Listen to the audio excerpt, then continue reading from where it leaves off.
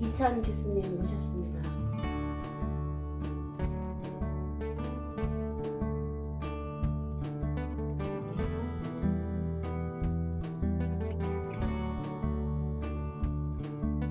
네, 잘 맞습니다. 지내셨지요? 네, 네.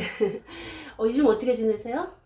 그냥 뭐 보통 때랑 다름없이 그냥 뭐 수업은 각- 비대면으로 하고 네, 있죠? 비대면하고 네. 또 주로 이제 글을 쓸 게 많이 쓰고 많아서 있어요? 네, 네. 글을 많이 쓰고 지금 있습니다. 고려대학교의 좀 문화평론가시죠? 네, 교수님으로 계시는데요. 또 문화평론가시니까 그 문화평론가라면 또 교수님만의 바라보는 그런 시가 있잖아요. 그죠? 네, 어떤 시가 좋은 시인가 네, 궁금한데요. 네, 네, 교수님이 추천해 줄 만한 시도 좀 부탁드릴까요? 그러니까 그 정지용 시인이 쓴 호랑나비라는 시가 있는데요. 네. 네. 제가 생각하기에는 그러니까 보통 이제 이 문학이라고 하는 게 그 다른 학문이나 다른 예술보다도 네. 특장점을 갖는 가장 중요한 자리가 네. 섬세하다라고 하는 거에서 찾을 수 있을 것 같아요. 섬세하다. 네네. 근데 이제 그 앰비밸런스라고 불리는 이른바 양면 가치, 그러니까 A와 B가 서로 반대되는 거지만 사실은 공존할 수밖에 없는 네. 그런 어떤 인간의 상황이라 그럴까? 아니면 이 우주 만물 자체가 그렇게 어떤 양면 가치를 갖고 있다라고 하는 것을 보여주는 네. 시라고 하는 생각이 들어서 네. 제가 뭐 글을 쓴 적도 있습니다만 몇 번에 걸쳐서 글을 썼죠. 네. 그래서 교수님 조금 말씀 네. 좀 크게 해주세요. 네, 알겠습니다. 네. 그래서 우리 이제 아까 말씀하신 정지용의 호랑 나비. 이런 네. 시가 이제 좋은 시라고 네. 이제 말할 수 있다는 것이요. 네. 예, 이제 좀 이따가 뭐 자세하게 좀 얘기 좀 들어볼 거고요. 네. 그 두 번째 평론집에 내셨잖아요. 2019년인가요? 네. 시 몸의 향연을 네. 내셨어요. 네. 그래서 참 내용이 좀 궁금해서 저는 조금 이제 살짝 좀 보니까요. 네. 그 책에서 고통의 윤리학이라는 말이 나오더라고요. 네. 예, 그래서 몸의 그런 향연인데 고통의 윤리학 그러면 이건 몸에 대한 건지 아니면 정신에 대한 건지 예, 좀 궁금하고요. 네. 그 시인들이 몸뿐만 아니라 또 정신적으로 많이 또 고통스러워하잖아요. 네. 그래서 어떤 내용의 책인지 평론집인지 좀 소개 좀 부탁드릴게요. 네. 그 제목이 좀 특이하다고 생각을 하셨을 텐데 네. 아마 모든 분들이 그렇게 생각을 하셨을 텐데 네. 시하고 슬러시하고 몸 이렇게 돼 있잖아요. 아, 제목이 여기 네네. 보시면 예, 그래요. 네. 근데 이제 이거는 결국 시는 몸이고 몸이 아. 시다라는 얘기를 하고 싶었던 거예요. 그러니까 네. 시와 몸은 따로 존재하는 게 아니라 동일한 것이다라고 하는 그런 전제를 갖고 이야기를 한 거고 네. 일단은 그 육체적 사고다라고 하는 문학은 육체적 사고다라고 하는 얘기를 한 시인이 한 적이 있죠. 근데 네.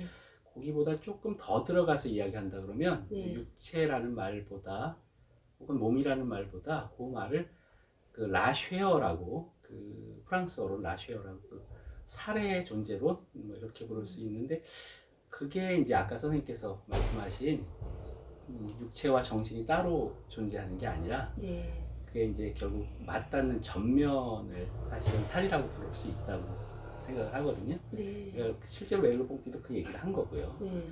그러니까 이제 우리가 어떤 체험을 한다라고 이야기했을 때 혹은 어떤 경험의 지평에서 이야기한다고 얘기했을 때 거기에는 몸이 겪는 사건이 분명히 들어와 있죠. 그리고 거기에는 당연히 어떤 감정이라고 하는 거 혹은 내면의 어떤 충격이라고 하는 것도 같이 공존을 하죠. 그러니까 몸과 사실 마음이라는 게 따로 움직이는 게 아니라 그렇죠. 결국 결부되어 있다라고 하는 그런 이야기를 하고 싶었던 거고 네. 그리고 실제로 그 자리가 그 어떻게 보면 멜로봉티라는 철학자가 그 서구의 철학사고 지성사에서도 매우 중요한 이유를 갖는 이유가 네. 어떻게 보면 그 전면의 자리를 거의 최초로 이야기를 했다. 물론 뭐 그 앞에 스피노자 같은 사람도 있고 뭐 니체 같은 사람도 있습니다만 네. 정말 뭐랄까요 좀 그걸 제대로 이야기를 해준 사람은 멜로봉티라는 생각이 들고 실제로 그 서울대 한 철학과 교수분은 네. 그 멜로봉티의 아주 중요한 지점을 실제로 아주 굉장히 중요하게 이야기를 했죠. 네. 네. 그러면 이제 저도 어느 책에서 좀 읽었는데요. 예술가들의 그런 정신에 네. 대해서는 좀 더 다른 일반 사람들보다 더 많이 몸이 좀 더 감각적이든 정신도 뿐만 아니라 조금 더 섬세하고 예민해서 많이 더 아프다고 그런 얘기 제가 읽은 적이 있어요.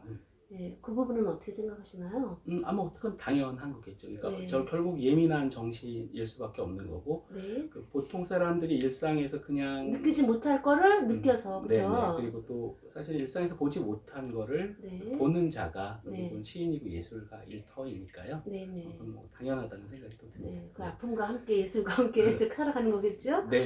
네, 또 우리 교수님께서 저서 중에서 20세기 후반 한국 현대 실론의 계보 네. 이렇게 썼어요. 지금 제가 여기 갖고 있죠? 네. 아니, 그 책하고 요 책하고 조금 다릅니다. 아, 다른 거예요? 네. 이거는 우리 좀그 한국 현대 실론의 담론과 계보학 이런 책을 지금 네. 저한테 주셨는데요. 네네. 이 책은 어떤 책인가요? 네, 그거하고 연장선상에 있는 책입니다. 그러니까 네. 그 박사학위 논문은 제목이 20세기 후반 한국 현대시론 연구라고 하는 제목으로 나왔고, 네. 그걸 단행본을 낼 때 20세기 후반 한국 현대시론의 계보라고 하는 제목으로 냈고, 네. 그거는 각 계보에 한 사람씩을 더해서 아까 앞에 책, 그러니까 박사학위 논문이 6분의 실론가를 대상으로 했다면, 네, 6분. 네, 그러면 이 책은 9분을 대상으로 아, 한 책이라고 그래요? 할 수 있습니다. 그러면 이제 살짝 궁금해지는데요. 네. 6분이 과연 누구일까요?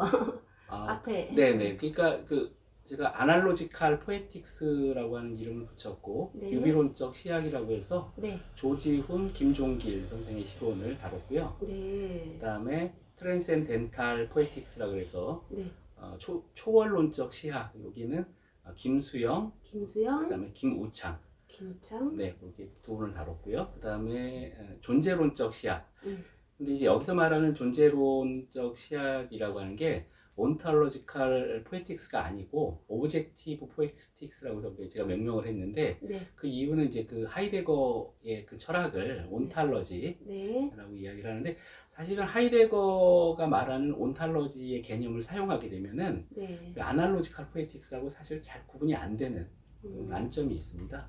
그래서 그 사실은 그 The Mirror and the Lamp를 쓴 에이브럼스의 책에서 그 영감을 받아가지고, 네. 그래서 그 오브젝티브 시오리즈라고 하는 표현을 쓰죠. 네. 그 에이브럼스는. 그래서 거기서 가져온 용어입니다. 오브젝티브. 그러면 나머지 2분은 6분 중에서 2분은 누굴까요? 그 두 분은 그 김춘수, 김춘수, 김현. 네. 김춘수, 김현 이렇게요. 네.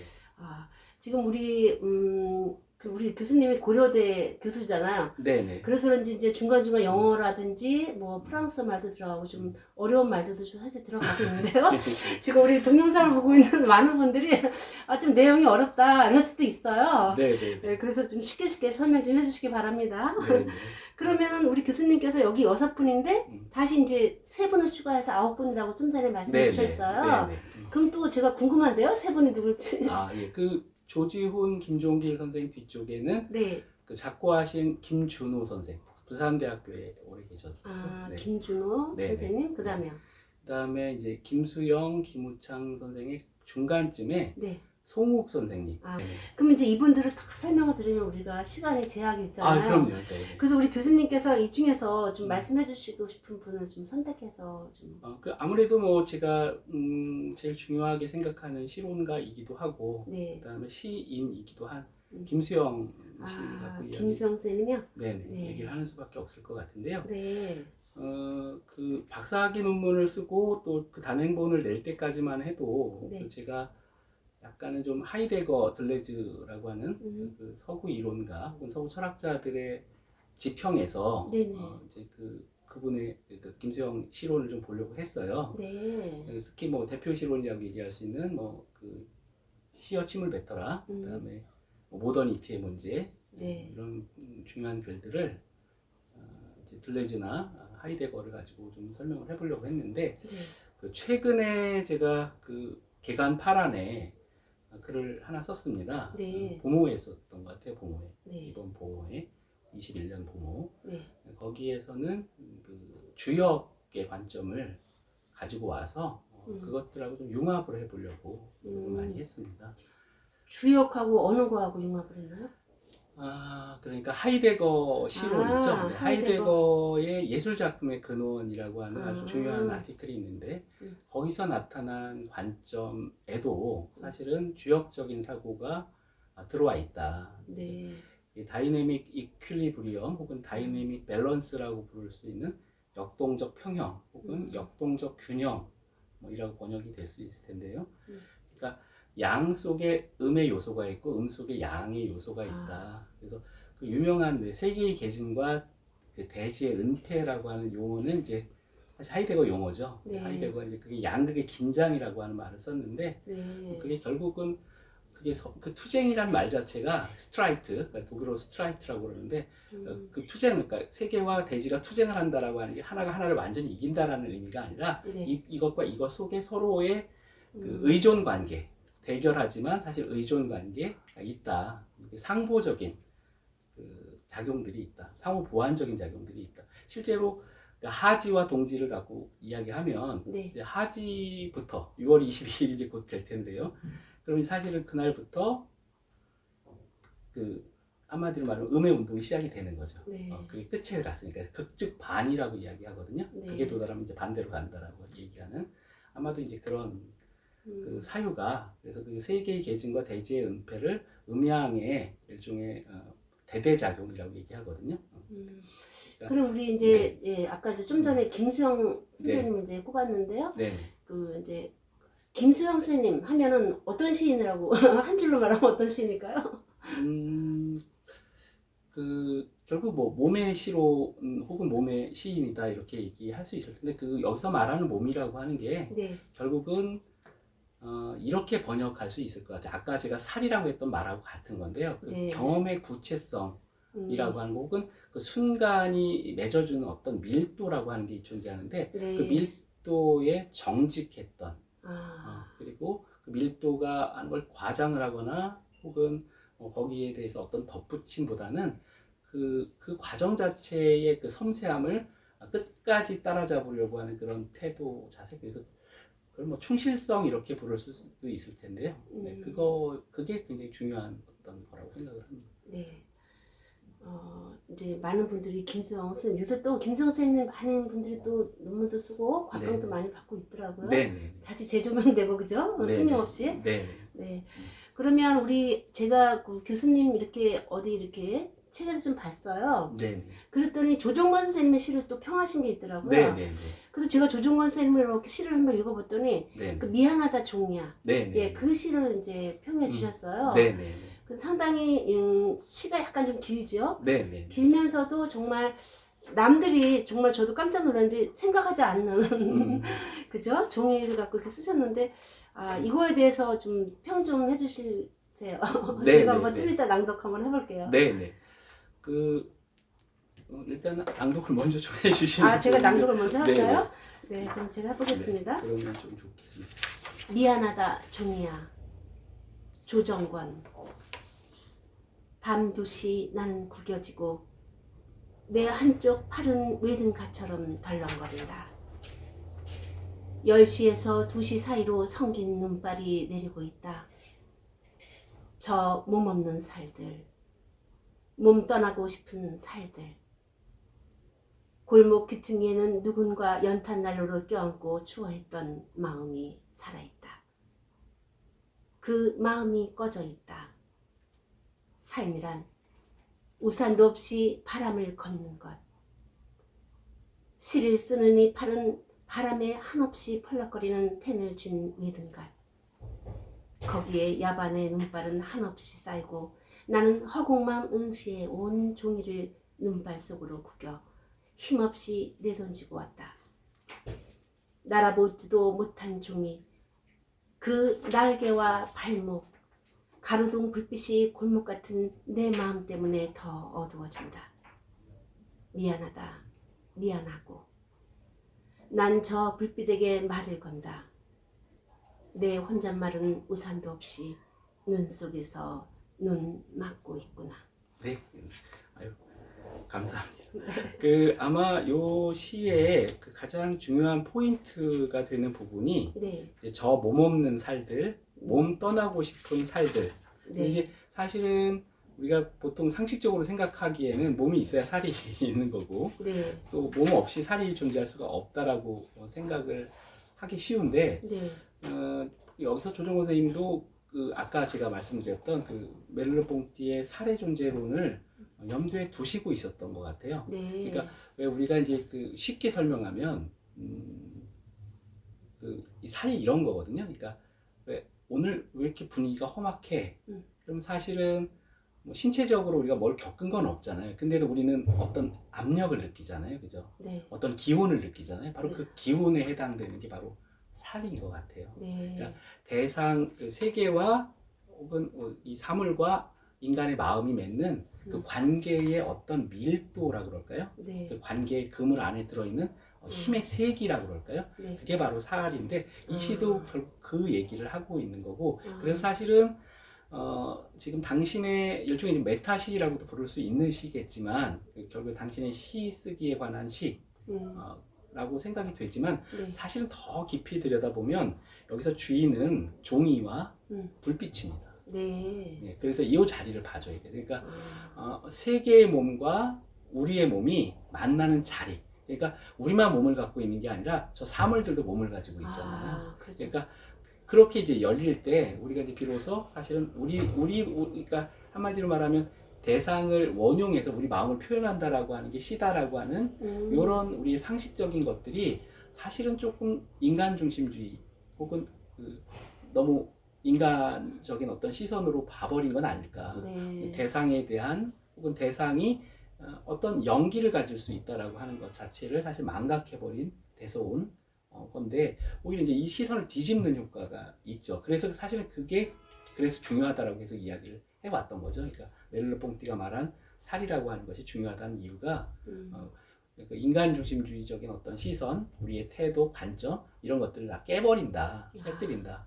네. 근데 실제로 서정시의 문맥처럼 보이지만 사실은 그 안에는 대상을 사실 바꿔놨죠. 그러니까 네. 더 중요한 거는 아까 계속 말씀드렸듯이 여기 보시면 여기 나오는 당신 자신이 아니라 그 종이, 외등갓, 그 다음에 여기 보시면 불빛 요것들에다가 초점을 사실 두시고 있다라고도 볼 수 있거든요. 그래서 같이 가게 만들고 있는 거다라고 얘기할 수 있겠고 사실은 요 자리는 그 하이데거라는 철학자가 네.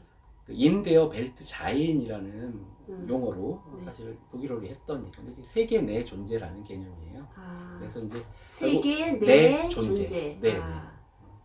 그럼 교수님, 네. 이 허공이 우리가 지금 눈에 보이지는 않지 않아요? 네. 또 허공에도 살이 있고 허공에도 몸이 있다고 네, 생각하면 네. 되는 거죠? 네, 네. 우리가 네. 보이지 않는. 네, 네. 어떤 기운이라고 하는 네, 게 존재하는 그렇죠. 거죠. 네. 그래서 저도 이 시를 읽으면서 저 몸 없는 살들, 저 떠나고 싶은 살들. 그럼 우리가 피상적으로 생각하면 아니 몸도 없는데 살이 어디 있고 떠나고 싶은 살도 없는데 어떻게 떠나지? 이렇게 얘기하는데 네. 교수님 얘기 들어보니까 조금 이제 이해가 네, 가는 네. 것 같습니다. 네, 네, 네.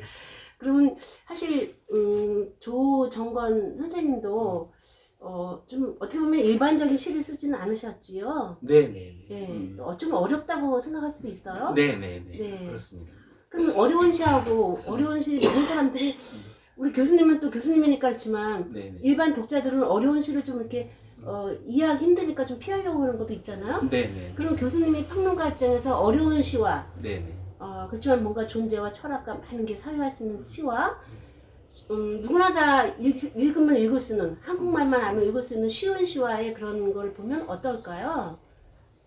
굳이 뭐 차이점을 얘기할 건 없지만 그래도 어떻게 네, 네. 생각하시나요? 근데 사실은 저는 그 어떤 하이어라키를 만드는 그러니까 어떤 위계를 만드는 건 네. 별로 바람직한 것 같지는 않아요. 그러니까 아, 한마디로 말하면 어려운 시에 어떤 철학이 많이 담겨 문명론적인 비평이 들어있는 시가 좋은 시고 네. 그다음에 그렇지 않은 시는 나 또 안 좋은 시다. 그것도 말이 안 되는 이야기고요. 네. 그리고 어려워서 또 나쁜 시다라고 하는 이야기도 그렇죠. 그것도 말이 안 된다고 생각합니다. 그러니까 아, 문제는 그 시 쓰기의 순간에 투여되는 에너지가 문제인 거고 그 에너지에 어떻게 보면 그 정직성이라 그럴까요? 아니면 충실함, 그러니까 피델러티. 아까 김성쌤 그런 것처럼? 네, 피델러티가 문제라는 생각이 들고요. 네. 요거를 주역의 또 다른 이야기로 이야기를 한다면 네. 그 산수 몽괴에 네. 나오는 시중이라는 표현이 있습니다. 시중. 네.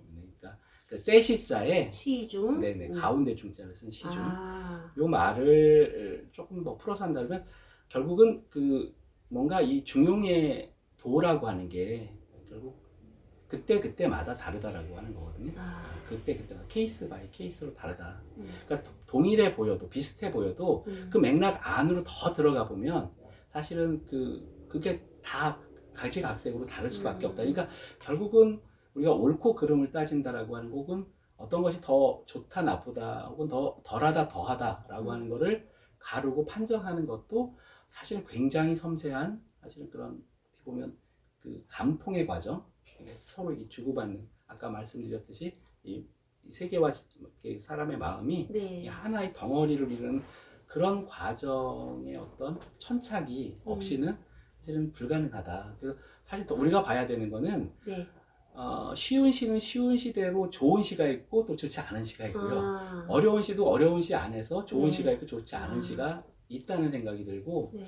사실은 좋은 시는 뭔가를 걸고 있다는 생각을 해요. 아. 네, 뭔가를 걸죠. 그러니까 어. 자기 자신을 걸든 아, 어떤 모험을 사실은 한다고 볼 수 있고요. 그 다음에 자기를 좀 거는 그리고 걸고 어떤 위험함도 무릅쓰는 감수하고, 네네 그죠? 그런 용기라 그럴까요? 뭐 그런 네. 것들이 사실은 어디엔가 서려 있다. 네네. 그걸 뭐 긴장의 시론 이렇게 부를 수도 있을 텐데 계속해서 김수영 시인이 사실은 시어 침을 뱉어라에서 이야기했던 것도 네. 결국 그 양극의 긴장이라고 하는 것도 네.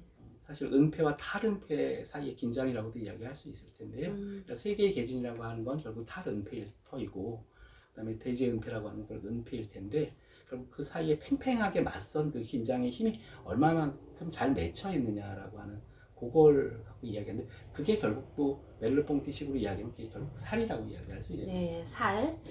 네, 선생님, 교수님, 우리 마음이 이제 네. 시 쓸 때도 마찬가지로 시 쓰려고 내가 만약에 꽃에 대해서 시를 쓴다면 네. 지금 5분 전 마음하고 네. 지금 또 교수님 얘기 들으면 지금 마음하고 좀 다르거든요. 네. 그럼 그 다르면 그 순간순간에 그 순간의 마음이 정직성이고 그럴까요? 근데 그 시쓰기의 과정 전체를 사실은 봐야지 그거는 5분 후 5분 그때 마음이 달라지잖아요. 어제 마음과 오늘 마음과 내일 마음과. 근데 이제 한 편이 완성될 때까지의 그건 하나의 과정이다 라고 아, 봐야 되니까 하나의 프레임이다 이렇게 간주하는 게 맞을 것 같고요. 그래서 네. 그 시를 완성하는 그 순간까지는 계속 그런 고투가 지속이 된다라고 볼 수밖에 없을 거고 거기서 얼마나 충실했느냐 그 과정이 그걸 봐야 된다고 생각합니다. 제가 이 책을 이렇게 보니까 참 문학평론가는 우리 이제 교수이기 전에 문학평론가는 상당히 좀 지적으로도 유식해야 될 것 같기도 하고 좀 너무 딱딱해 보이고 정말 힘들 것 같아요. 이렇게 이성적이어야 되잖아 최대한 그죠? 그러면 이렇게 어떠신가요 교수님? 이렇게 이성적으로 살아가는 게 힘드시지 않나요?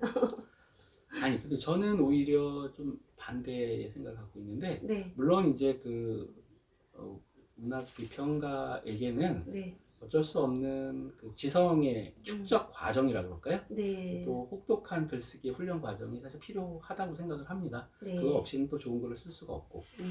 자, 그런데 이제 결국은 그것만으로 결국 좋은 비평가가 되는 건 아니라고 생각하고요. 그렇죠. 아까 말씀드렸듯이 살이라고 하는 게 음, 결국 주역식으로 풀면 감흥 혹은 감통이라고 얘기할 수 있어요. 감동. 감통. 네. 네. 네. 그러면 이제 이 시점에서 우리 교수님 네. 음성도 참 좋으시고 네네. 그러시는데 우리 교수님 음성으로 네네. 시를 한번 낭독해서 들어보고 싶어요. 네네. 네, 어떤 시를 준비하시나요? 저기 아까 그 아까 처음에 네. 그 정지용 시인의 호랑나비를 네네. 말씀을 드렸는데 네네. 호랑나비를 한번 그럼 읽어보죠. 뭐. 아, 네네. 한번 읽겠습니다. 네. 화구를 메고 산을 첩첩 들어간 후 이내 종적이 묘연하다. 단풍이 이울고 복마다 찡그리고 눈이 날고 영우의 매점은 덧문 속문이 닫히고 삼동네 열리지 않았다. 해를 넘어 봄이 짙도록 눈이 처마와 키가 같았다. 대포 캔버스 위에는 목화송이 같은 한떨기 지난해 흰 구름이 새로 미끄러지고 폭포 소리 차츰 불고 푸른 하늘 되돌아서 오건만 구두와 안신이 나란히 놓인 채 연애가 비린내를 풍기기 시작했다. 그날 밤 집집 들창마다 석간에 비린내가 끼치었다. 박다 태생 수수한 과부 흰 얼골 이사 회의양 고성 사람들끼리에도 익었건만 매점 바깥 주인 된 화가는 이름조차 없고 송화가로 노랗고 뻑뻑고 고비 고사리 고부라지고 호랑나비 쌍을 지어 헐헐 청산을 넘고. 네. 네, 잘 들었습니다. 네. 지금 많은 사람들이 정지영 그럼 저도 그렇고 향수가 생각이 나요. 네네네. 근데 이제 향수는 너무 많은 사람들한테 알려지고 네네네. 최고의 작품이죠. 네, 저도 네. 너무 좋아하는데요. 네. 지금 호랑나비는 많은 사람들이 저도 그렇고 좀 잘 못 듣던 시예요. 네네. 예, 좀 네. 어렵기도 한 것 같은데요. 네네. 교수님 어려운 시 좋아하시나 봐요. 그러니까 그 아까 지금 예를 들어서 말씀해 주신 거랑 같은 맥락이에요? 거 같아요. 네. 네. 그러니까 향수는 쉬운 시지만 좋은 시고요. 아, 이 시는 어려운 하지만 시지만 좋은 좋은 시. 시다. 네. 아, 너무 데뷔를 네네. 잘해주셨네요. 그렇게 생각하시면 아. 좋을 것 같고, 이 시는 풀면 풀수록 굉장히 재미있는 아주 네. 희한한 시라고 볼 수 있습니다.